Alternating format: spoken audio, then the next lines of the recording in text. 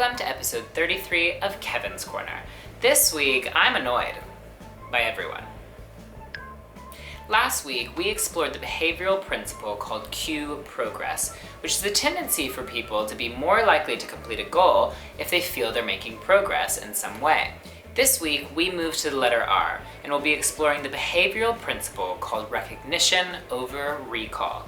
Rolls off the tongue, eh? Recognition over recall is the tendency for people to more easily recognize things they've previously experienced than to recall them from memory. The phenomenon of recognition over recall was first alluded to by English Dr. Arthur Wigan in his book Duality of the Mind. In it, he credits the feelings of familiarity we experience on a day-to-day basis to the brain being a double organ. In essence, we perceive things with one side of our brain, and if those things get lost in translation on their way to the other side of our brain, we experience a feeling of recognition when we see those things again in the future. In today's digital world, customers are familiar with basic interaction patterns and mechanics. A tap of a button, a swipe of a finger, a scroll of a mouse.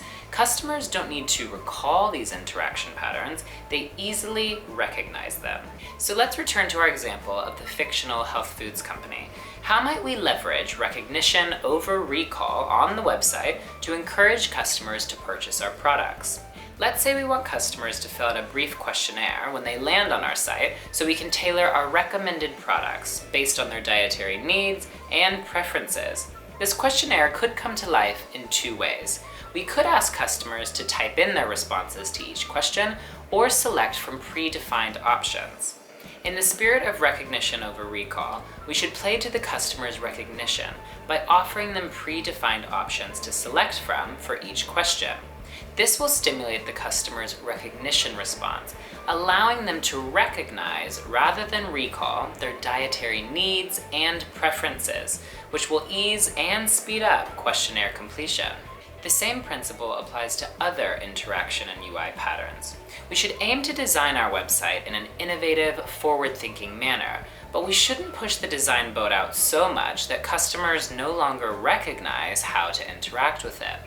We should always aim to be recognizable, so our brand becomes familiar and approachable.